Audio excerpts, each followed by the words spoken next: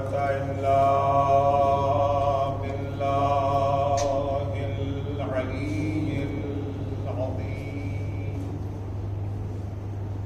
أعوذ بالله من الشيطان اللعين الرجيم. بسم الله الرحمن الرحيم. الحمد لله والصلاة والسلام على رسول الله وعلى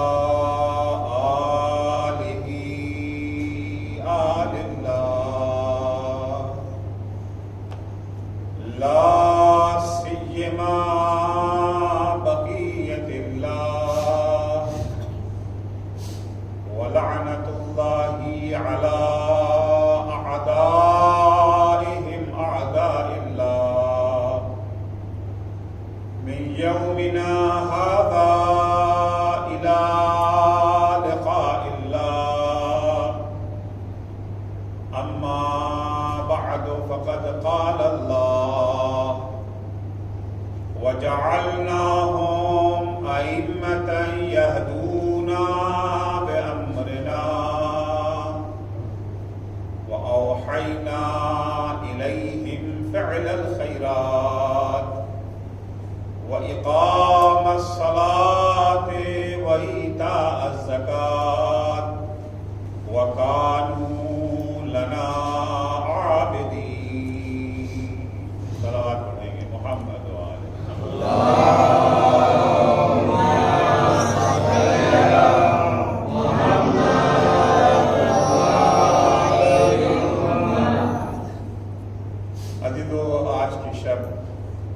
شب شہادت امام زین العابدین علیہ السلام.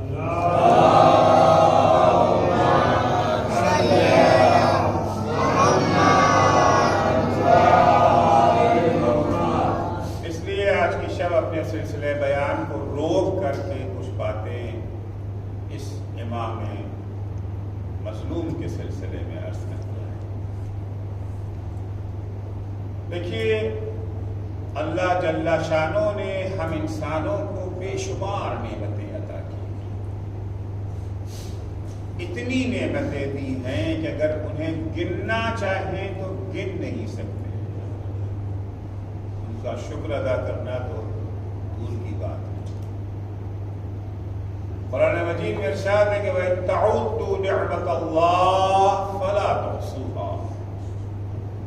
اگر تم اللہ کی نعمتوں کو گننا چاہو تو گن نہیں سکتے. اللہ کی ہر نعمت ایک سے بڑھ کر کے ایک ہے. اللہ کی کسی نعمت کی ہم قیمت نہیں معین کر سکتے. کوئی نعمت ایسی نہیں ہے کہ ہم کہتے ہیں یہ نہ ہو تو کوئی بات نہیں، کام چلے گا. نہیں، چونکہ ہم نعمتوں میں غرق ہیں اس لیے ہمیں ان نعمتوں کی اہمیت کا اندازہ نہیں ہے. ہماری مثال اس مچھلی کی ہے جو سمندر میں تیر رہی ہے. چاروں طرف پانی ہے، اسے ابھی پانی کی قیمت کا اندازہ نہیں ہے کہ پانی کتنا قیمتی ہے. لیکن جب مچھلی کو پانی سے نکال کے خشکی پہ ڈال دیا جاتا ہے اب اسے پتا چلتا ہے کہ پانی کتنا قیمتی ہے. اچھل اچھل کر کے پانی کی قیمت کا اعلان کرتی ہے. ہم کو چونکہ اسی مچھلی کی طرح سے نعمتوں میں چاروں طرف نعمتیں ہمیں گھیرے ہوئے ہیں. جب کسی نعمت سے ہم محروم ہو جاتے ہیں تب احساس ہوتا ہے کہ وہ کتنی قیمتی نعمت ہے. یہ آنکھ کتنی قیمتی نعمت ہے، انتھوں سے پوچھیے. یہ کان کتنی قیمتی نعمت ہے، بہروں سے پوچھیے. یہ پیر کتنی قیمتی نعمت ہے لنگڑوں سے پوچھیے. ہمیں تو اللہ کی نعمتوں کی اہمیت کا احساس ہی نہیں ہے. اگر احساس ہو جاتا تو بھی شکوہ نہ کرتے، شکر کرتے۔ ہماری تو زبان پر ہمیشہ شکوہ ہی ہوتا ہے، اللہ نے ہمیں کیا دیا ہے، مزے تو امبانی بھائیوں میں ہیں، ہمیں کیا دیا ہے، اڈانی کے مزے ہیں، ہمیں کیا دیا ہے۔ عزیزوں، اگر کسی انسان کے پاس جیب میں 100 روپیہ ہے، اگر اس کا 10 روپیہ غائب ہو جائے اسے پریشانی ہوگی نا، 100 میں سے 10 روپیہ چلا گیا۔ اور اگر کسی کے پاس 100 کروڑ روپیہ ہے، اس کا اگر 10 روپیہ غائب ہو جائے اسے احساس ہوگا؟ نہیں۔ 100 کروڑ ہوتے ہوئے اس 10 روپے کی کیا اہمیت ہے؟ اللہ جل شانہ نے ہمیں ہزاروں نعمتیں دی ہیں، جو نعمت ہے ہمارے پاس اس وقت کتنی قیمتی ہے وہ نعمت۔ یہی زبان بولنے کی نعمت جس کے ذریعے سے ہم ہمیشہ اللہ کا شکوہ کیا کرتے ہیں، یہ کتنی قیمتی نعمت ہے۔ فرض کیجئے ہم کہتے ہیں نا صاحب ہمارا ہندوستان کا سب سے مالدار آدمی کون؟ مکیش امبانی۔ ہر کوئی مکیش امبانی بننا چاہتا ہے۔ اے کاش ہم بھی مکیش امبانی جیسے ہو جاتے ہیں، کاش ہم بھی۔ یعنی ہمیں احساس یہ ہے کہ ہمارے پاس تو کچھ ہے ہی نہیں، سب تو انہی کے پاس ہے۔ یہی زبان جس سے ہم ہمیشہ اللہ کا شکوہ کرتے رہتے ہیں، اگر خدا نہ خواستہ یہ بولنے کی طاقت ہم سے چھن جائے۔ یہ مکیش امبانی رات میں سوئے، صبح اٹھے تو گونگے، اب بولنا چاہ رہے ہیں، بول نہیں سکتے، کچھ نہیں بول سکتے۔ اب کیا ہوگا؟ ظاہر سی بات اپنے یہ جو ہے مینیجر سے کہیں گے کہ بڑے سے بڑا ڈاکٹر لے کر کے آؤ۔ اب بڑے سے بڑا ڈاکٹر لایا گیا مگر کوئی ان کا علاج نہیں کر پا رہا۔ یورپ گئے، امریکہ گئے، سب جگہ سرکار کے چلے آئے، کروڑوں روپے خرچ کر لیا مگر بولنے کی صلاحیت واپس نہیں آ رہی ہے۔ کسی نے ان سے کہا کہ صاحب وہ سلواسہ میں مولانا امیر حیدر صاحب رہتے ہیں، وہ مولانا بھی ہیں، حکیم بھی ہیں، آپ کی بیماری کا علاج انہی کے پاس ہے۔ تو کیا کہیں گے؟ بلواؤ بھائی، جلدی سے آؤ، بھیجو اپنا چٹ۔ چٹ آ گیا، مولانا چلیے۔ مولانا نے کہا میں کہیں نہیں جاتا، جس کو غرض ہے میرے گھر ہے، میں کسی روزے پر ہوں، میں کہیں نہیں جاتا۔ وہ آئیں گے کہ نہیں آئیں گے؟ آئیں گے کہ نہیں آئیں گے؟ وہاں پہ چلو، آئیں گے نا۔ آ گئے سلواسہ مولانا کے اس چھوٹے سے کمرے پہ، مجبور ہے جانے کی، کیا کریں؟ کسی لوہے والی سیڑھی سے اوپر جانے کو مجبور ہے، پھسلے گرے کچھ بھی ہو اس کا مقدر۔ جائیں گے کہ نہیں جائیں گے؟ سارے نخرے ختم ہو گئے نا، ساری دولت ہری رہ گئی، ہری نہیں رہ گئی۔ جس کو ہم یاد کریں کاش ہم بھی ویسے ہو جاتے۔ آئے مولانا نے کہا میں علاج تو کروں گا مگر فری میں علاج نہیں کرتا، دین کی خدمت تو فری میں کر لوں گا، تمہارا علاج فری میں نہیں کروں گا، پیسہ چاہیے۔ بولو کتنا لوگے؟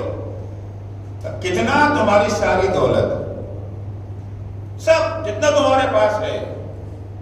سچ بتائیے مکیش امبانی کیا کہیں گے؟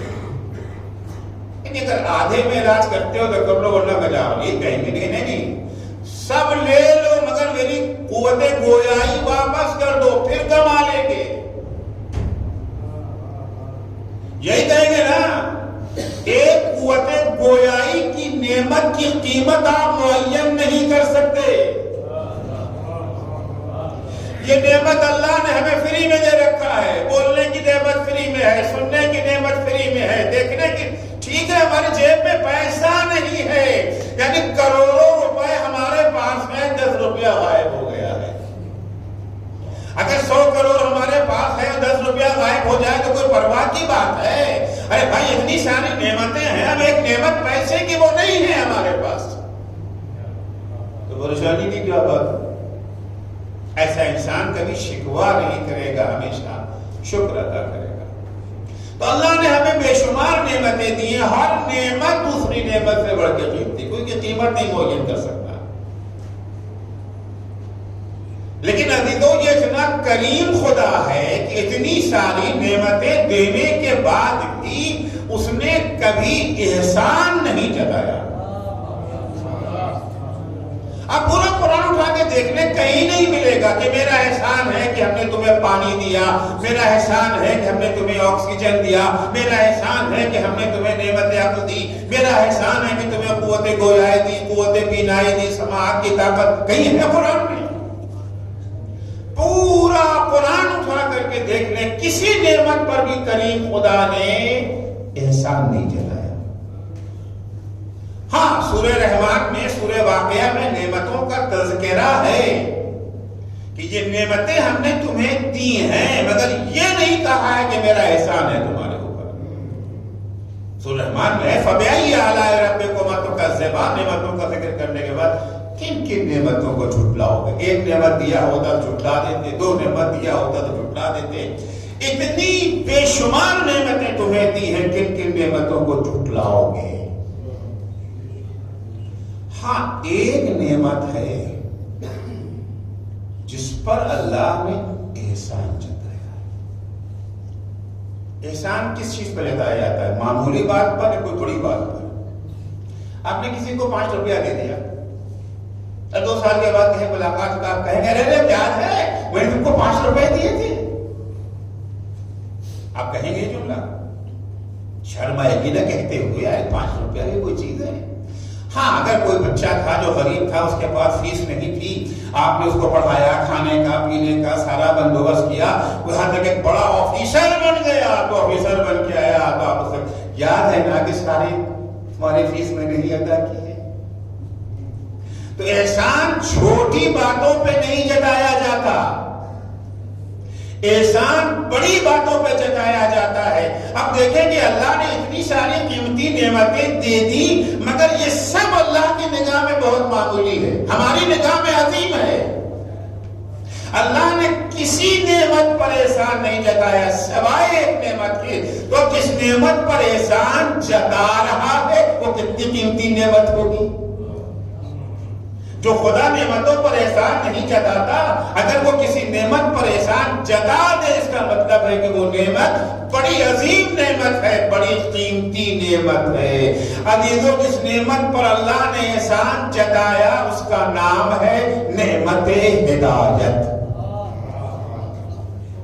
جب اللہ نے ہادی ہمیں عطا کی, جب اللہ نے ہادی بھیجا ہے, تب اللہ نے کہا کہ میرا ایسا لقد من اللہ علی المؤمنین اذ بعث فیہم رسولا من انفسہم یتلو علیہم آیاتہ ویزکیہم ویعلمہم الکتاب والحکمہ وان کانوا من قبل لفی ضلال مبین. یقیناً احسان ہے اللہ کا, یقیناً احسان ہے اللہ کا. کس پر احسان ہے؟ مومنوں پر.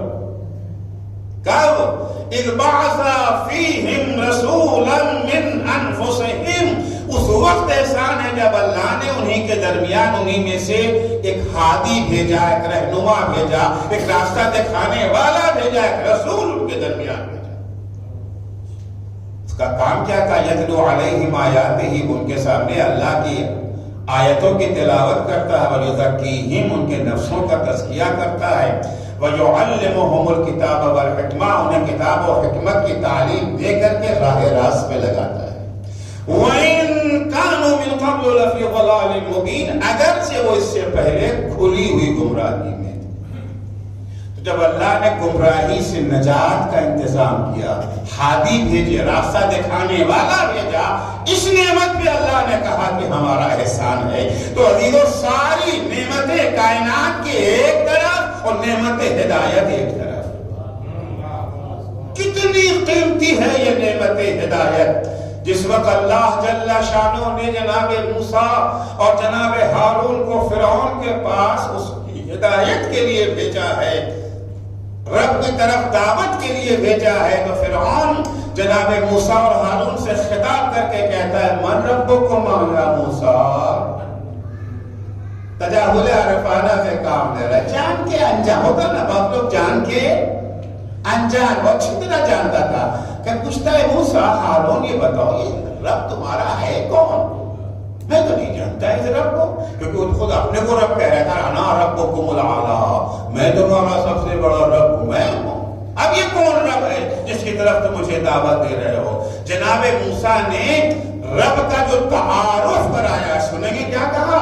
جناب موسیٰ فرماتے ہیں، پوچھنا چاہتے ہو ہمارا رب کون ہے؟ ربنا الذی اعطی کل شیء خلقہ ثم ہدی، ہمارا رب وہی ہے جس نے ہر مخلوق کے لیے جو سامان، جو اوزار ضروری تھا، وہ سارے اوزار بھی انہیں دے دیے اور اوزار کا چلانا بھی سکھا دیا، اوزار بھی دیا، اوزار کو چلانے کی ہدایت بھی کی۔ دیکھیے عزیزو، اوزار کا مل جانا ایک نعمت ہے اور چلانا اس سے بڑی نعمت ہے، کیونکہ اگر آپ کے پاس اوزار موجود ہے مگر چلانا نہیں آتا تو بیکار ہے نا وہ اوزار۔ آپ نے کار خرید لی، بہترین کار جو ہے آپ نے خرید لی، مرسیڈیز بینز سے اپنی کار خرید دی، آپ کے دروازے پہ کھڑی ہے، مگر نہ آپ کو کار چلانا آتی ہے، نہ پورے سلواسہ میں کسی کو کار چلانا آتی ہے، اس کار کا کوئی فائدہ ہے؟ یہ تو کوڑا ہے نا، پھر تو یہ کار کوئی کوڑا ہی تو ہو جائے گی نا، کیونکہ چلانا ہی نہیں آتا تو یہ کار بیکار ہے آپ کے لیے۔ تو اوزار کا ہونا کافی نہیں ہے، اوزار کا چلانا بھی آپ کو آتا ہو۔ ایک صاحب آئے بھاگے بھاگے، مولانا اسپتال میں فلاں صاحب ہارٹ پیشنٹ ہیں، وہ ایڈمٹ ہے، ان کی سرجری ہونی تھی، وہ سرجن صاحب آج آئے نہیں ہے، چلیے آپ چل کر کے سرجری کر دیجیے، آپ آپریشن کر دیجیے۔ بھائی میں کہاں کر سکتا ہوں آپریشن، میں کوئی سرجن تھوڑی ہوں، میں ڈاکٹر تھوڑی ہوں۔ نہیں مولانا گھبرانے کی کوئی بات نہیں ہے، وہ سارے اوزار جس سے ڈاکٹر صاحب کاٹ پیٹ کرتے ہیں نا، سب موجود ہے وہاں پر۔ کبھی اوزار موجود ہے، ان اوزار کا چلانا مجھے نہیں آتا۔ جناب موسیٰ کہتے ہیں ہمارا پروردگار وہ ہے جس نے ہر مخلوق کو، فقط انسان کی بات، جس مخلوق کو جس اوزار کی ضرورت تھی اللہ نے وہ اوزار بھی عطا کر دیا اور اوزار کا چلانا بھی سکھا دیا، ہدایت کر دی۔ ثم ہدی، اوزار چلانے کی ہدایت کی اسے۔ جسے گوشت کھانے والے دانت کی ضرورت تھی اسے گوشت کھانے والا دانت دے دیا، جسے سبزی کھانے والے دانت کی ضرورت تھی اسے سبزی والا دانت عطا کر دیا۔ بچہ پیدا ہوا اور پیدا ہونے کے بعد کھانے کی ضرورت ہے نا، غذا کی ضرورت ہے نا، اگر غذا نہ ملے گی تو بچہ کیا ہوگا؟ چند دنوں کے بعد مر جائے گا، یہی ہے نا۔ اللہ نے ہمیں صرف پیدا ہی نہیں کیا، پیدا بھی کیا اور ہماری غذا کا انتظام بھی کر دیا۔ ادھر پیدا کیا، ادھر ماں کے سینے میں ہماری غذا فراہم کر دی۔ صرف غذا نہیں فراہم کی، ماں کے سینے میں غذا فراہم کی، دل میں ممتا پیدا کر دی۔ اگر یہ ممتا نہ ہوتی تو کون سی ماں تھی جو آدھی رات کو جاگ کر کے اپنے بچے کو دودھ پلاتی؟ یہ ممتا ہی تو ہے نا۔ اللہ نے خوراک بھی پیدا کی ماں کے سینے میں، دل میں ممتا بھی پیدا کر دیا، ماں نے ممتا سے متاثر ہو کر کے ہمیں سینے سے لگا لیا۔ اچھا اب ہمیں دودھ پینے کے لیے کس چیز کی ضرورت تھی؟ منہ کی ضرورت تھی نا۔ اگر دہن نہ ہوتا تو ہم دودھ پی سکتے تھے؟ نہیں پی سکتے تھے۔ جس چیز کی ضرورت تھی اللہ نے وہ بھی دے دیا۔ اچھا دہن تو موجود ہے، کیا منہ کا ہونا کافی ہے جب تک بچہ منہ چلائے نہیں؟ کون سکھائے گا اس بچے کو کہ بیٹا منہ چلاؤ؟ اگر بچہ منہ نہ چلائے تو دودھ پی سکتا ہے؟ کس نے سکھایا بچے کو؟ جیسے ہی ماں نے سینے سے لگایا بچے نے منہ چلانا شروع کیا۔ یہ سکھایا کس نے؟ اماں نے سکھایا، ابا نے سکھایا۔ ابھی تو اماں ابا کی بات سمجھنے کے لائق ہی نہیں ہے۔ یہ وہی بیان ہے، آتا کل شیء خلقہ ثم ہدی، ہر ایک کو اس کا ضروری اوزار بھی دے دیا اور اوزار کا استعمال بھی سکھایا۔ دہن بھی اللہ نے دیا اور منہ چلانا بھی اللہ نے سکھا دیا۔ صلوات پڑھیں گے محمد و آل محمد۔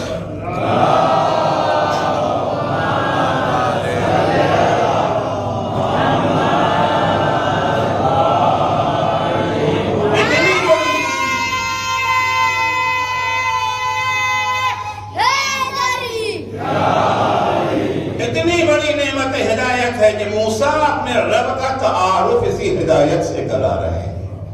ثم ہدی، کیا درجہ ہے ہدایت کا. جنگ خیبر سنی ہے نا آپ لوگوں نے؟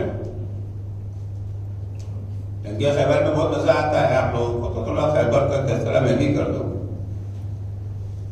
جنگ خیبر کا موقع ہے. جنگ خیبر ظاہر سی بات ہے مولا علی کی فضیلت کا میدان ہے، اس میں کوئی شک تو نہیں ہے.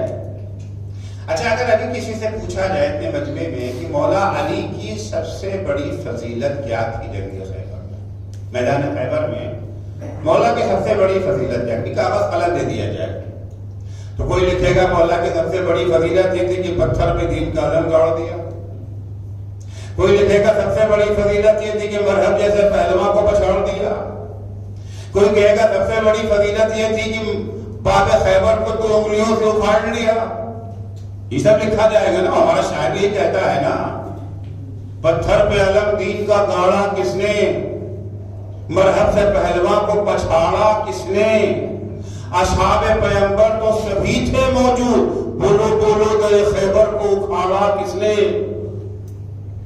تو ہم جب مولا علی کی فضیلت بیان کرنا چاہتے ہیں خیبر کے میدان میں تو ہمیں مولا کی یہی فضیلت نظر آتی ہے. یقیناً یہ کوئی معمولی فضیلت نہیں ہے، اہم فضیلت ہے، بڑی فضیلت ہے. لیکن عزیزو، فضیلت ہمیشہ صاحب فضیلت کے لحاظ سے ناپی جاتی ہے. بڑی فضیلت ہے مگر علی کے لیے نہیں. یہ بچہ یہاں بیٹھا ہوا، یہ بچہ اگر ممبر پہ آ کے 5 منٹ کی تقریر کر دے، یہ اس کا کمال ہوگا نا. آپ سب لوگ اس کی تعریف کریں گے، کیا بات ہے، ماشاءاللہ، ان کے باپ کو، ان کی ماں کو سب مبارکباد دیں گے. اچھا، ویسے ہی 5 منٹ کی تقریر اگر میں کر دوں، ویسے ہی 5 منٹ کی تقریر کر کے میں گزر رہا ہوں، تو آپ لوگ بھولی کیا ہو گیا مولانا کو؟ ابھی تو ان کی تو آپ تعریف کر رہے تھے، ہماری تعریف کیوں نہیں کر رہے؟ کہ وہ تعریف ہے بچے کے لحاظ سے، آپ کے لحاظ سے نہیں. باب خیبر اکھاڑنا فضیلت ہے، مرہب جیسے پہلواں کو پچھاڑ دینا بڑا کمال ہے، مگر یہ عام انسانوں کے لیے کمال ہے، علی جیسی ہستی کے لیے نہیں. یہ تو علی کے بیعت کا کھیل تھا، باب خیبر کو اکھاڑ دینا. سب سے بڑی فضیلت مولا کی میدان خیبر میں کیا ہے؟ سنیے، مولا کی وہ فضیلت جو پیغمبر نے بیان کیا.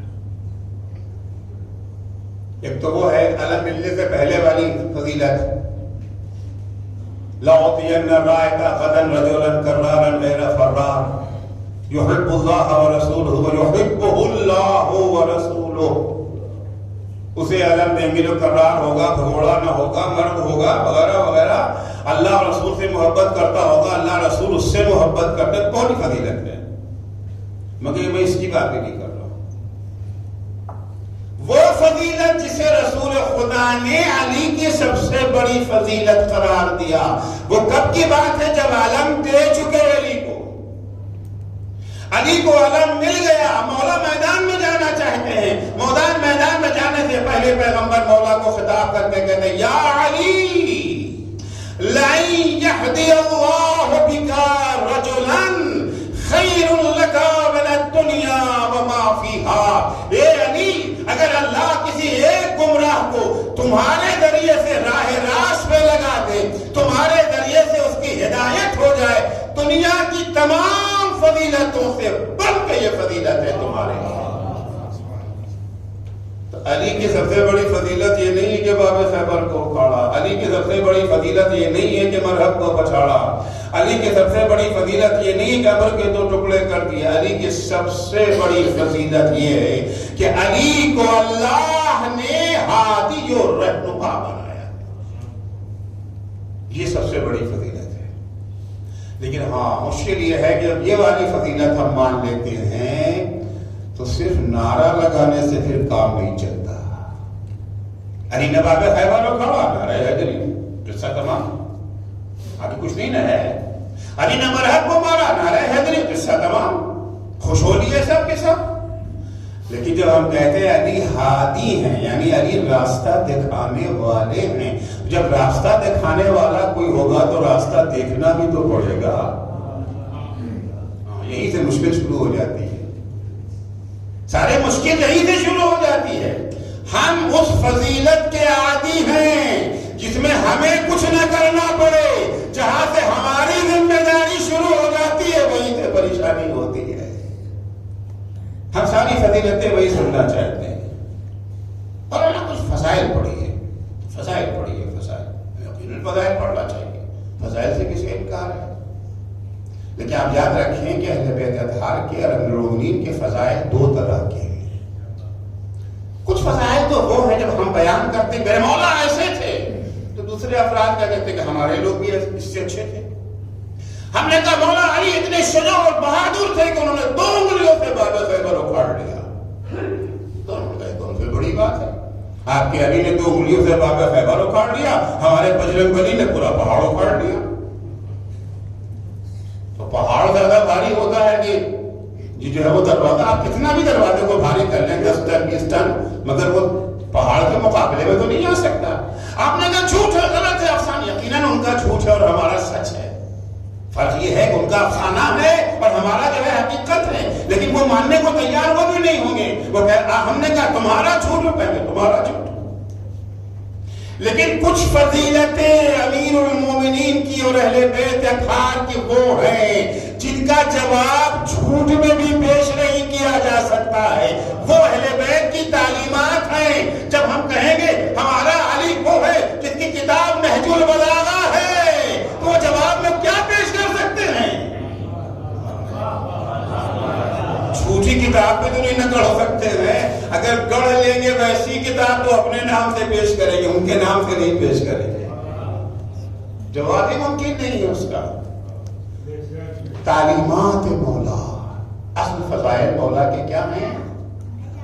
تعلیمات۔ دیکھیے آپ خیبر کی داستان سنا، بیان کریں، ضرور بیان کریں، میں نہیں کہتا بیان نہیں ہونا چاہیے، بالکل بیان ہونا چاہیے، بچوں کو پتہ بھی رہے کیا رہا، تاریخ سے آگاہی بھی رہے، لیکن آپ یاد رکھیں کہ باب خیبر کی داستان سنا کر کے آپ مذہب و انتر کی جنگ کو سنا کر کے کسی کو اپنے دین کی طرف راغب نہیں کر سکتے۔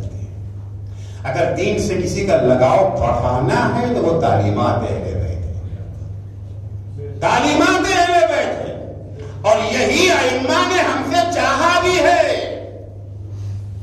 یہ مجلسیں جو ہم منعقد کرتے ہیں کوئی معمولی چیز تھوڑی ہے، بہت اہم ہے۔ چھٹے امام جعفر صادق علیہ السلام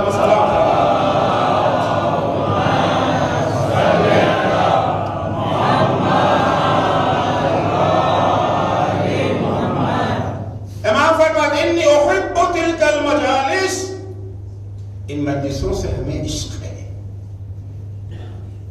لَوَدَدْتُ أَنْ أَكُونَ مَعَهُمْ، میری دلی خواہش ہے کہ میں بھی ان مجلسوں میں شریک ہوا کروں۔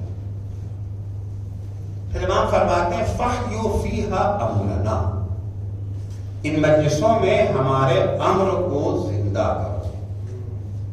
مجلسوں میں کیا ہونا چاہیے؟ ایک تو وہ ہے جو ہمیں اچھا لگتا ہے، اور ایک وہ جو امام کو اچھا لگتا ہے۔ کوئی شیعہ الحمدللہ ایسا نہیں جو کہے کہ نہیں جو ہمیں اچھا لگتا ہے وہ ہونا چاہیے، جو امام کو اچھا لگتا ہے وہ نہیں ہونا۔ نہیں، ہمارا کوئی شیعہ ایسا نہیں ہے۔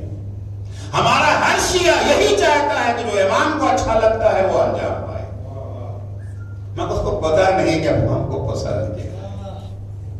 مشکل یہاں آ جاتی ہے، ہم سمجھ لیں کہ جو ہمیں اچھا لگتا ہے وہی امام کو بھی اچھا لگتا ہے۔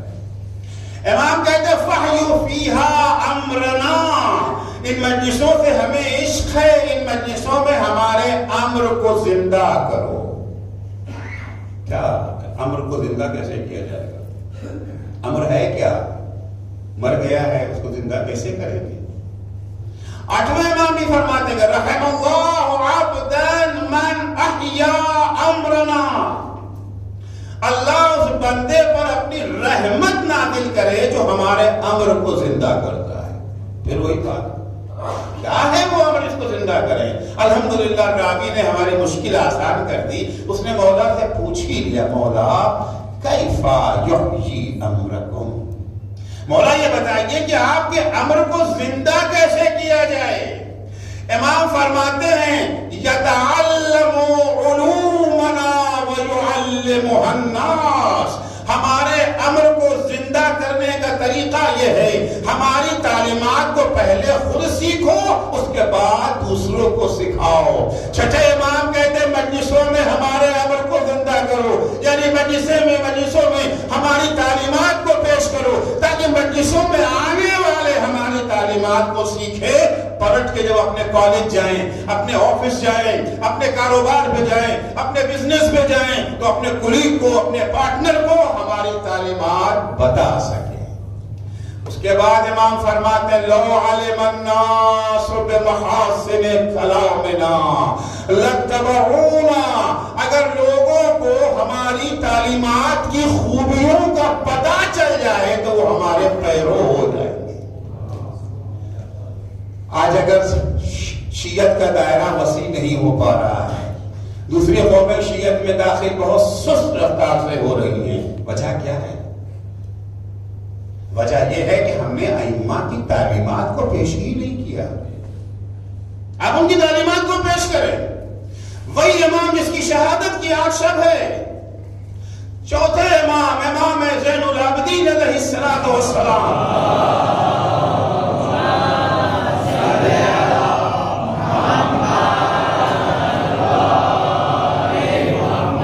امام کی ایک دعا ہے، دعائے مکارم الاخلاق،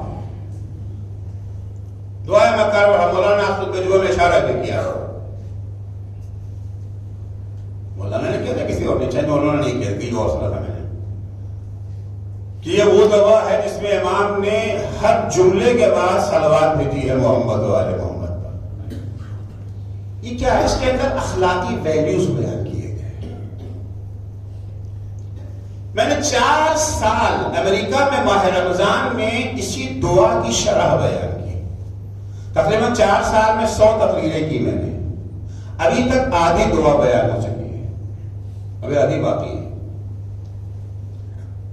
میں ایک دن اسی دعا کی شرح بیان کر رہا تھا، ایک صاحب آ گئے جو پہلے نہیں آتے تھے، اور ان کے ہاؤ بھاؤ سے لگتا تھا ہے کوئی بڑے آدمی، خیر سے بدل اگر عام آدمی آتا کوئی کہیں بھی بیٹھ جائے جو کسی کے صحت کا اثر نہیں پڑتے نا، کوئی بڑا آ جائے آگے آگے آگے آگے، آپ سب بلائے ہم بھی شاید اوپر سے کہیں گے آگے آئیے، ہوتا ہے نا، تو لگ رہا تھا کہ ہے کوئی خاص آدمی، کسی کی طرف سے افطار تھا تو آگے، ہمیں تقریر سننے نہیں آئے تھے، وہ تو افطار کے لیے آئے تھے بیچارے، پھنس گئے تقریر میں بھی، جب تک تقریر ہو رہی ہے تو افطار تو ہو لگے گا نہیں، مگر تقریر میں آئے، تھوڑی دیر کے بعد وہ بڑے غور سے تقریر سننے لگے، سن کے چلے گئے، دوسرے دن وہ پھر آ گئے، اور آنے کے بعد کہتے ہیں کہ مولانا اگر آپ اجازت دیں تو جو کچھ آپ نے کل اردو میں کہا تھا آج میں اسے انگریزی میں بیان کر دوں، کیونکہ بہت سارے بچے وہ ہیں جو اردو نہیں سمجھ رہے ہیں، میں ان کو انگریزی میں بیان کرتا ہوں۔ آپ نے کل جو کچھ بیان کیا اخلاقی ویلیوز کے سلسلے میں چوتھے امام کے نظریات، میں نے اس کو سن کر کے آفس میں جا کر کے اپنے کولیگز کو بیان کیا، اپنے ساتھیوں کو بیان کیا، اس میں عیسائی بھی تھے، یہودی بھی تھے، ہندو بھی تھے، جب میں نے ان کو بتایا کہ ہمارے امام نے اخلاقی ویلیوز کے بارے میں یہ باتیں کہی ہیں، وہ حیرت سے سننے اور دیکھنے لگے، تمہارے امام ایسی باتیں سکھاتے ہیں، ان کو تو یہی بتایا گیا ہے نا، اسلام دہشت گردی کا دین ہے، اسلام ٹیرورزم کا دین ہے، اسلام تشدد کا دین ہے، اور یہ اتنے اعلیٰ اخلاقی تعلیمات، ایک تقریر کر دیجیے، یتعلم علومنا ویعلمها الناس، مجلسوں میں ہماری باتوں کو سیکھو اور جا کر کے باہر کیا سیکھو؟ تعلیمات کو، علوم کو ہمارے سیکھو، یتعلم علومنا ویعلمها الناس۔ سب سے بڑا منصب اہل بیت کا یہی ہے، اہل بیت اطہار علیہ السلام کو اللہ نے ہادی بنایا ہے، چونکہ امام بھی اللہ نے انہیں بنایا ہے، تو جو بناتا ہے اسی کو یہ حق بھی حاصل ہے کہ کہے کہ ہم نے کاہے کے لیے بنایا ہے۔ آپ جس کو بنا دیں، آپ نے کسی کو یہاں کا یہ جو ہے مکھیا بنا دیا، تو مکھیا کو کیا کیا کرنا ہے یہ بھی تو آپ اس کو جو ہے بتائیں گے نا، آپ ہی بتائیں گے، اور کون بتائے گا؟ بنائیں گے آپ، بتائے گا کوئی اور، ایسا تو نہیں نا ہے، آپ بنائیں گے، آپ بتائیں گے۔ اللہ کہتا ہے امام ہم نے بنایا ہے، اگر تمہارا بنایا امام ہوتا تم اسے اپنے اپنے فرائض سونپ سکتے تھے۔ وَجَعَلْنَاهُمْ أَئِمَّةً يَهْدُونَ بِأَمْرِنَا، کچھ لوگوں کو ہم نے امام بنایا ہے، کاہے کے لیے امام بنایا ہے؟ کس لیے امام بنایا ہے؟ اس لیے امام بنایا ہے کہ ان کے فضائل بیان کر کے خوش ہو کر کے نعرے لگا کے گھر چلے جاؤ، اس لیے بنایا ہے؟ نہیں۔ وَجَعَلْنَاهُمْ أَئِمَّةً يَهْدُونَ بِأَمْرِنَا، ہم نے انہیں امام بنایا تاکہ وہ لوگوں کی ہدایت کرے ہمارے اوامر کی طرف۔ اللہ نے انہیں ہدایت کے لیے بھیجا ہے۔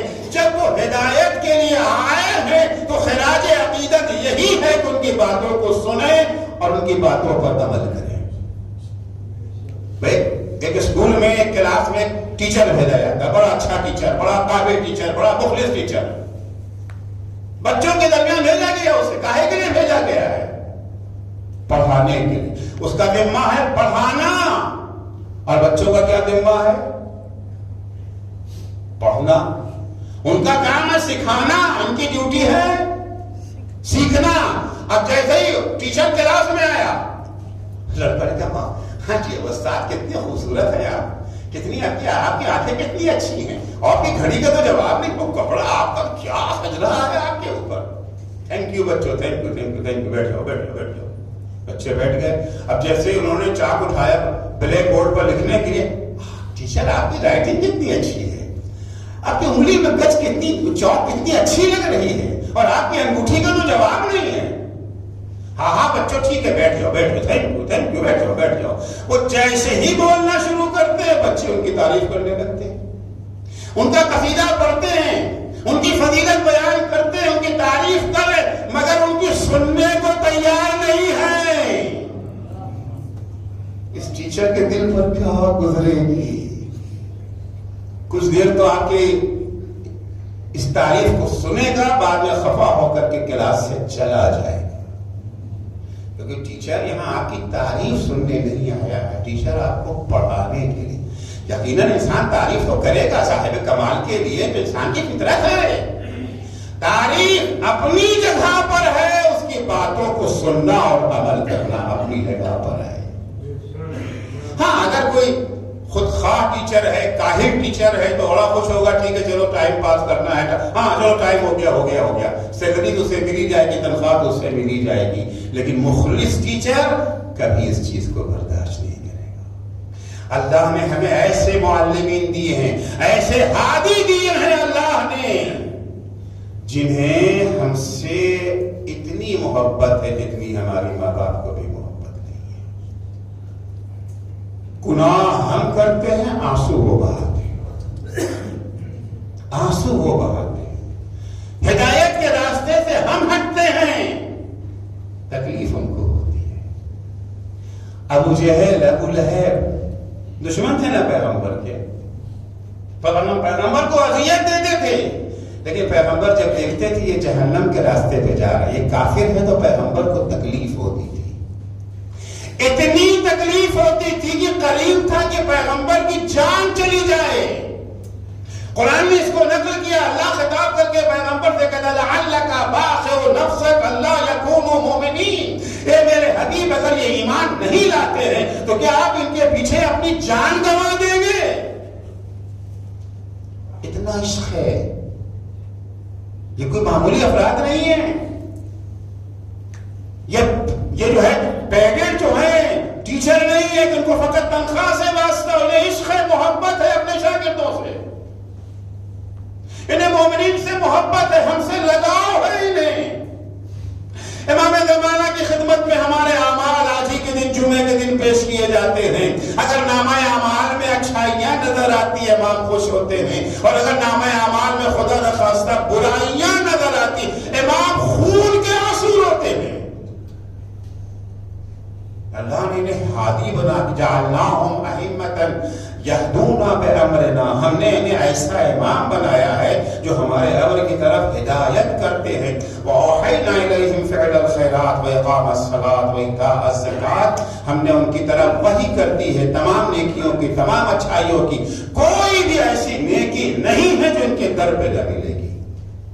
ہم نے ان کی طرف نماز کی طرف کی وحی کیا ہے، زکوٰۃ ادائیگی کی وحی کیا، کانوا لنا عابدین، یہ وہ ہستیاں ہیں جو صرف اور صرف ہماری سنتے ہیں، یہ اپنے نفس کی بھی نہیں سنتے. عصمت ائمہ کی یہ بہترین دلیل ہے، کیونکہ عصمت کے خلاف کیا ہوتا ہے کہ خدا کے علاوہ کسی اور کے سنے. گناہ اسی کو کہتے ہیں نا کہ اللہ کی نہ سن کر کے اپنے نفس کے سنیں، اللہ کی نہ سن کر کے شیطان کی سنیں، اسی کو کہتے ہیں نا گناہ.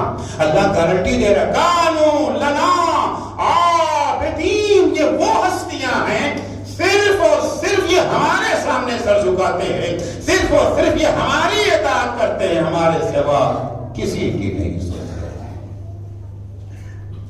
عزیزو آج عابدین نہیں، آج زین العابدین کی شہادت کی تاریخ ہے. اللہ نے امام زین العابدین کو ہادی بنا کے بھیجا تھا، ہدایت کے لیے. یاد رکھیے جسے اللہ ہادی بنا کے بھیجتا ہے وہ حالات کا بہانہ بنا کے گھر نہیں بیٹھتا. حالات چاہے جیسے بھی ہوں، ہدایت کے فریضے سے وہ باز نہیں رکتا نہیں ہے. چوتھے امام کے زمانے کے حالات بڑے خطرناک ہیں. شاید کسی امام کے زمانے میں اتنے خطرناک حالات نہ رہے ہوں جتنے چوتھے امام کے زمانے. کربلا کے بعد لوگوں کے حوصلے ٹوٹ چکے تھے، لوگوں میں خوف بیٹھ گیا تھا. بنی امیہ نے وہ دہشت پھیلا رکھی تھی. کربلا، اس کے بعد مدینہ، مدینہ کے بعد مکہ، دہشت. اور پھر حجاج بن یوسف کی دہشت.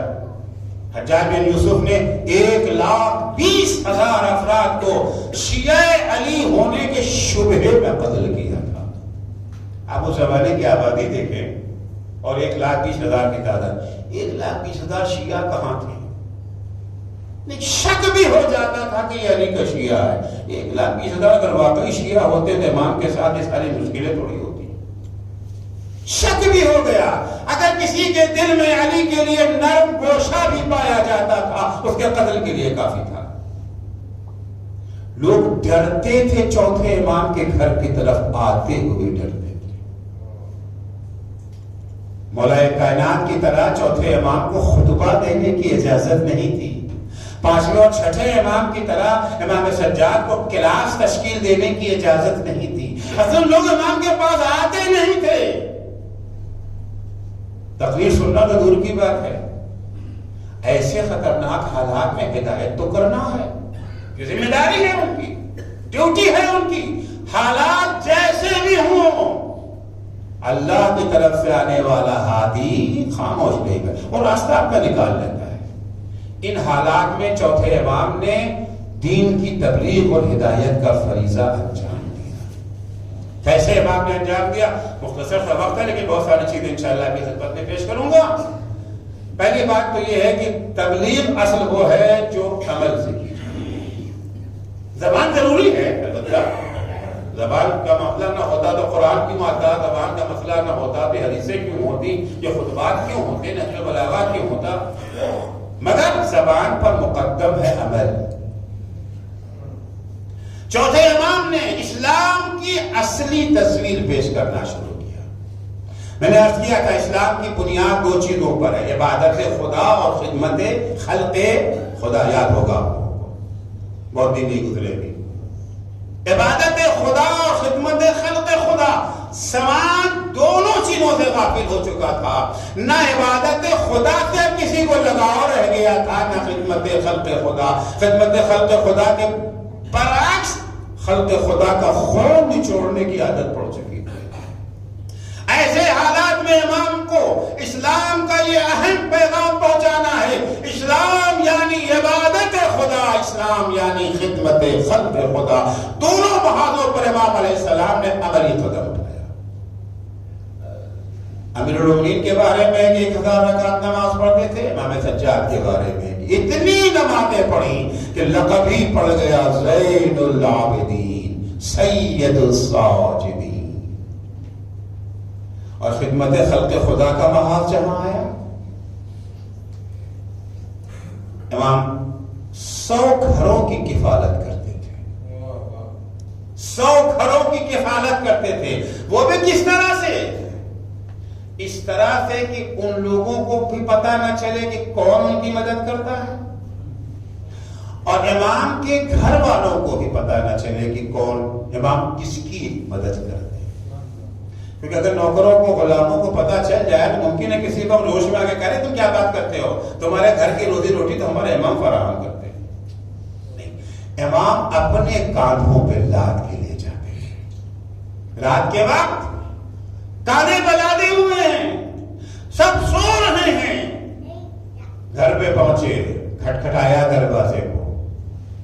جب وہ شخص آنے لگا دروازے کے پاس, امام جو کچھ بھی سامان لے کے گئے تھے سامان کو دروازے پر رکھ کے آگے بڑھ جاتے تھے. جب وہ دروازہ کھولتا تھا سامان کو ملتا تھا, سامان لانے والا نہیں نظر آیا. جب امام کی شہادت ہوئی ہے تب پتہ چلا کہ کون لانے والا تھا. آنا بند ہو گیا.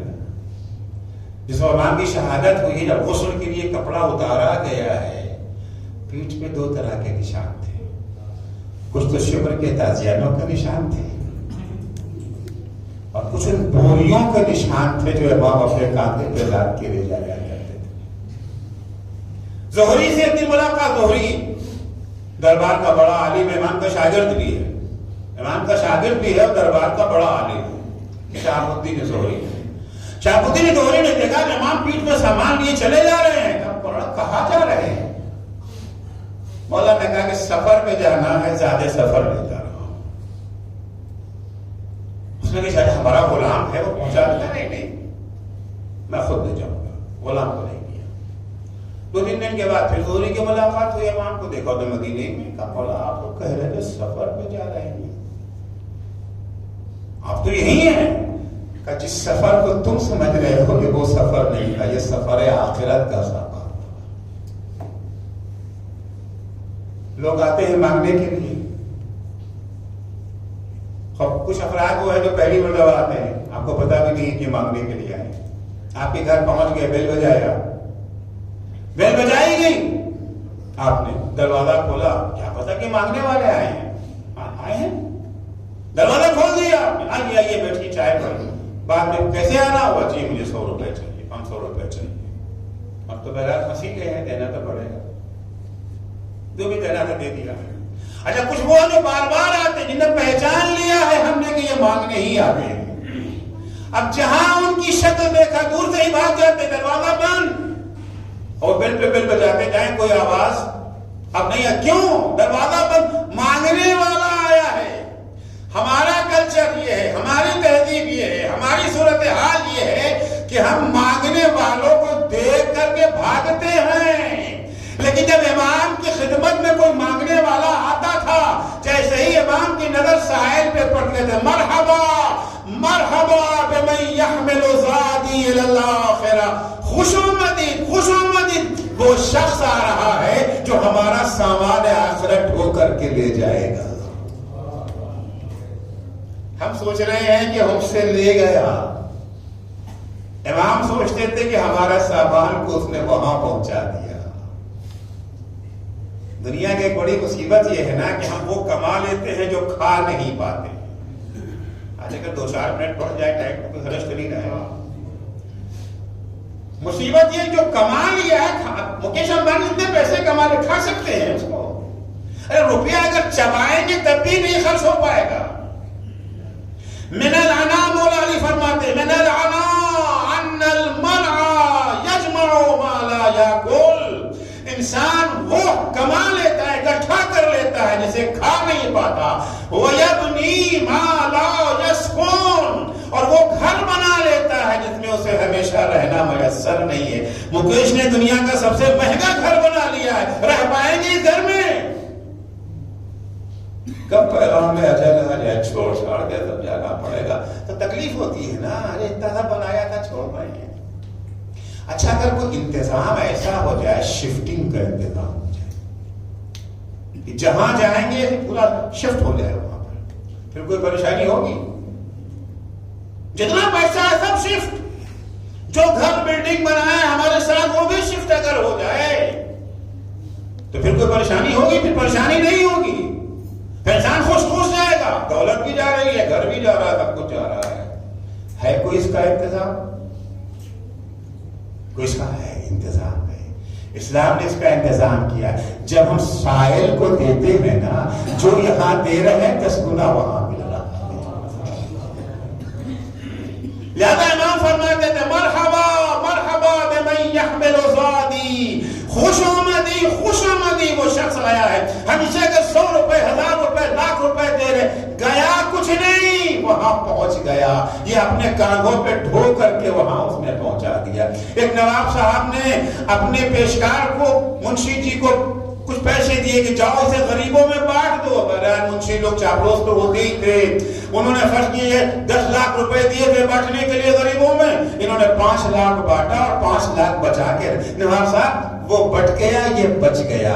نواب صاحب نے کہا کہ جو بچ گیا وہ لٹ گیا، جو بچ گیا وہ بچ گیا، جو غریبوں میں تقسیم ہو گیا وہ آخرت میں پہنچ گیا. امام علیہ السلام نے یہ تعلیم دی، عملی تعلیم سکھائی. حالات عرض کیا کہ حالات اچھے نہیں تھے. امام نے، میں جلدی جلدی بیان کر دوں اس چیز کو، امام نے ہدایت کا کام انجام دینے کے لیے 3 اہم کام کیا. تقریر نہیں کر سکتے تھے، کلاس درس تشکیل نہیں دے سکتے تھے، لیکن نماز پڑھنے میں تو پابندی نہیں تھی، دعا مانگنے پر بھی پابندی نہیں تھی. دنیا میں کہیں بھی دعا مانگنے پر پابندی. بڑے سے بڑا قاتل ہو، پھانسی کی سزا ہوئی ہے، پھانسی سے پہلے کہتے ہیں نا کچھ جو بھی کرنا ہے مانگنا ہے مانگ لو بھائی، اجازت ہوتی ہے نا. امام کو تقریر کرنے کی اجازت نہیں ہے، امام کو درس دینے کی اجازت نہیں ہے، کسی سے بات کرنے کی اجازت نہیں ہے. امام مسجد میں آتے تھے مصلی بچھا کر کے، ایک دفعہ دعا کے لیے ہاتھ کو اٹھا دیتے تھے، بجائے عوام سے خطاب کرنے کے اللہ سے خطاب کرتے تھے. عوام سے خطاب کرتے کہتے اے لوگوں ایسے بنو، اللہ سے خطاب کر اے اللہ ہمیں ایسا بنا دے. وہ سارا پیغام جو مولا علی نے خطبوں کے ذریعے دیا تھا، وہ سارا پیغام امام سجاد نے دعاؤں کے ذریعے ہم تک پہنچایا ہے. وقت نہیں ہے کہ میں دعاؤں کو آپ کی خدمت میں پیش، ایک ایک دعا امام کی، اللہ کا شکر ہے ساری وہ دعائیں صحیفہ سجادیہ کے طور پر مجموعہ موجود ہے. ان دعاؤں کو پڑھیے، ترجمے کے ساتھ پڑھیے، ان کی شرح اور تفسیر کے ساتھ پڑھیے. پورا اسلام اس کے اندر آپ کو مل جائے. کوئی ایسا موضوع نہیں ہے جس کو امام سجاد نے بیان نہ کیا ہو. معاشیات وہاں ہیں، سیاسیات وہاں ہیں، سماجیات وہاں ہیں، فوج کیسے تشکیل دینا چاہیے اس کا تذکرہ موجود ہے، اللہ کی عبادت کیسے کرنی چاہیے تذکرہ موجود ہے، عقائد بھی موجود ہیں، احکام بھی موجود ہیں. دوسرا کام جو امام علیہ السلام نے کیا تھا وہ یہ تھا کہ امام غلام اور کنیز خرید کے لاتے تھے کام لینے کے لیے. اسلام کی عملی تصویر دکھانے. ایک اسلام وہ ہے جو بازاروں میں ہے، درباروں میں ہے، ایک اسلام وہ ہے جو امام کے گھر میں ہے. قریب سے آ کر کے غلام اور کنیز امام کے ہاں ان تعلیمات کو دیکھتے تھے. اور شب عید امام ان سب کو آزاد کرتے، شب عید اور شب بقرعید 2 مرتبہ آزاد کرتے تھے، 2 دفعہ خرید کے لاتے تھے. اب وہ تفصیل کا موقع نہیں کہ کیسے کیسے امام ان کے ساتھ ان کو اسلام کی عملی تعلیم دے کر کے آزاد کر دیتے تھے. اگر آزاد ہی نہیں کرتے تھے، صرف اگر آزاد کرتے تھے تو پھر یہ غلام بن جاتے، کیونکہ نہ ان کے پاس گھر ہے نہ پیسہ ہے، کھائیں گے کیا؟ آج نکال دیے کہ کل کیا کھائیں گے. امام 1 سال کا آذوقہ بھی ان کو دے دیتے تھے، آزاد کرتے تھے 1 سال کا خرچہ دے کر کے کہ سال بھر میں کوئی نہ کوئی کاروبار، کوئی نہ کوئی کام، بہرحال کوئی نہ کوئی جاب مل ہی جائے گی ان کو، پھر کسی کے غلام نہ بننا. تیسرا کام جو امام نے انجام دیا، میں اس کا بہت تفصیل کا موضوع تھا لیکن میں جلدی بیان کر رہا ہوں ٹائم کو مد نظر رکھتے ہوئے. تیسرا کام یہ تھا کربلا کو زندہ رکھا جائے، لوگ کربلا کو بھولنے نہ پائیں. ابھی مجلسوں کو پابندی ہے نا، وہ سب تو نہیں ہو سکتا ہے. کربلا کو لوگ بھولنے نہ پائیں کیونکہ کربلا اسلام کی عملی تصویر کا نام ہے. ایک دن عاشور کے دن امام حسین علیہ السلام نے پورا اسلام مجسم شکل میں پیش کر دیا تھا. اسلام کی جس تعلیم کو لینا ہے کربلا میں موجود ہے، عقائد موجود ہیں، اخلاقیات موجود ہیں. پوری کوشش تھی امام کی کربلا بھولنے نہ پائے. آپ نے سنا ہے نا کہ امام جب تک زندہ رہے اپنے بابا کو روتے رہے. آپ کیا سمجھتے ہیں یہ رونا جذباتی رونا ہے؟ ہوتا ہے نا، ہمارا باپ مر گیا، بیٹا ہے تو بیٹے کے جذبات عزیز کوئی مر گیا ہے تو آنسو نکلتے ہی ہیں. تو یہ 34 سال امام جو روتے رہے مسلسل، آپ سمجھتے کہ فقط جذباتی رونا تھا؟ امام روتے تھے تاکہ کربلا کو بھول گئے، کربلا ذہنوں سے نکلنے نہ پائے. جب کبھی امام کے سامنے پانی آتا تھا، امام کی آنکھوں سے آنسو بہنے لگتے، امام رونے لگتے تھے. مولا کیوں رو رہے ہیں؟ امام فرماتے جب میں پانی دیکھتا ہوں تو مجھے وہ منظر یاد آ جاتا ہے، میرے بابا میرے بھیا علی صدر کو ہاتھوں پہ لے کر کے دشمن کے سامنے آتے ہیں، فوج جفاکار، ارے میرا بچہ بھوکا ہے اور پیاسا بھی ہے، ماں کا دودھ خشک ہو گیا ہے. مجھے منظر یاد آ جاتا ہے، پانی کے بجائے 3 پھل کے تیر سے میرے بھیا کا گلا چھید دیا گیا. جب کبھی کھانا آتا تھا امام رونے لگتے تھے. امام نے کہا کہ مولا کھانا دیکھ کے آپ کیوں روتے؟ امام فرماتے تھے مجھے کلائے ہوئے بچوں کے چہرے یاد آ جاتے تھے جو بھوک سے بلک رہے ہوتے تھے. یزید کے یہاں سے اتنا کم کھانا اور پانی آتا تھا کہ پھوپھی زینب اپنے حصے کا کھانا اور پانی بچوں کو دے دیتی تھی. اتنی کمزور ہو گئی تھی زینب، اب زینب سے کھڑے ہو کر کے نماز نہیں پڑھی جا رہی تھی.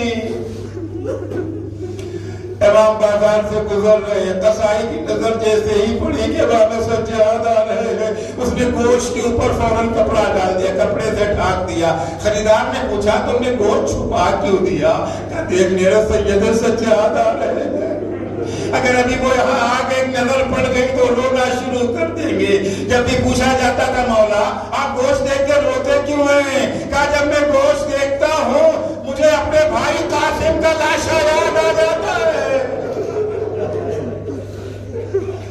امام ایک دفعہ راستے سے گزر رہے ہیں، قصائی جانور کو ذبح کرنا چاہتا ہے. امام میں ٹھہر گئے، پوچھتے بھائی تم نے اسے پانی پلا دیا ہے؟ جواب ملتا تھا مولا ہم مسلمان ہیں، ہم جانور بغیر پانی پلائے ذبح نہیں کرتے. فوراً کربلا کا رخ کرتے تھے، السلام علیکم یا ابا عبداللہ. اے بابا، ارے مسلمان جانور کو بھی پیاسا ذبح نہیں کرتے. ہائے میرا بابا، اجرکم اللہ، ہائے میرا بابا. امام چاہتے کربلا فراموش نہ ہونے پائے. زہری جس کا نام میں نے ابھی لیا ہے، بنی امیہ کا درباری مولوی ہے، امام کا معتقد بھی ہے، امام کے علم سے آگاہ ہے، شجاع عبادت سے آگاہ ہے، زہد امام سے آگاہ ہے. اس کے بیٹے کی شادی ہے، آتا ہے امام کی خدمت میں کہ مولا میرے بیٹے کی شادی ہے، میں چاہتا ہوں کہ آپ میرے بیٹے کی شادی میں شریک ہوں. امام فرماتے ہیں زہری جب سے میرا بابا کربلا میں مارا گیا میں نے خوشی کی تقریبات میں شریک ہونا چھوڑ دیا ہے. زہری اصرار کرتا ہے کہ نہیں مولا آپ کو آنا ہے. امام فرماتے ایک شرط پہ آؤں گا. کہا شرط کیا ہے؟ کہا شرط یہ ہے کہ میرے بابا کی مجلس رکھو. اس زمانے میں مجلس رکھنا آسان کام نہیں، مگر زہری کی درباری تھا، اس نے وعدہ کر لیا، اجازت کی حکومت سے لے لیا. مجلس منعقد ہوئی، امام تشریف لائے، ذاکر منبر پہ گیا، اس نے مصائب کربلا بیان کرنا شروع کیا. لوگ سر جھکا کے آنسو بہانے لگے. امام جب آئے تھے صدر مجلس میں امام کو بٹھالا گیا تھا. جب مجلس ختم ہوئی زہری نے کیا دیکھا؟ امام موجود نہیں ہے. اب جب پلٹ کے دیکھا امام وہاں بیٹھے ہیں جہاں آنے والے شرکا کی جوتیاں رکھی ہوئی ہیں. زہری نے کہا مولا میں نے آپ کو صدر مجلس میں بٹھایا تھا، آپ وہاں کہاں جا کے بیٹھے؟ کہا زہری جو میں دیکھ رہا ہوں وہ تو نہیں، ارے میری دادی فاطمہ. اجرکم اللہ. مسلسل امام روتے رہے، اور یہ رونا اس کے جذباتی رونا نہیں تھا، یہ بیدار کرنے والا رونا تھا جس نے بنی امیہ کی چولیں ہلا دی.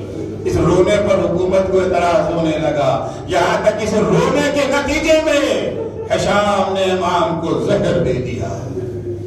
عزیزو امام کو زہر دی. جب زہر جسم میں پھیلنے لگا، بدن میں زہر کے آثار جب ظاہر ہونے لگے تو امام زین العابدین نے اپنے بیٹے امام محمد باقر کو بلایا. امام کو امور امامت تفویض کرنے کے بعد سوال کیا, محمد باقر یہ بتاؤ کربلا میں تمہاری عمر کتنی تھی؟ امام نے فرمایا بابا میں 3 برس کا تھا. کہا بیٹا یہ بتاؤ تم نے کربلا میں کیا کیا دیکھا تھا؟ امام فرماتے بابا میں نے کربلا میں دیکھا کہ میرے دادا حسین میرے چچا قاسم کا پہمان لاشا اٹھا کے لا رہے ہیں.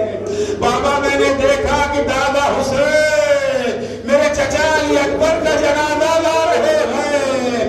ارے میں نے دیکھا دادا حسین میرے دادا عباس کا خون میں رنگا ہوا علم لا رہے ہیں.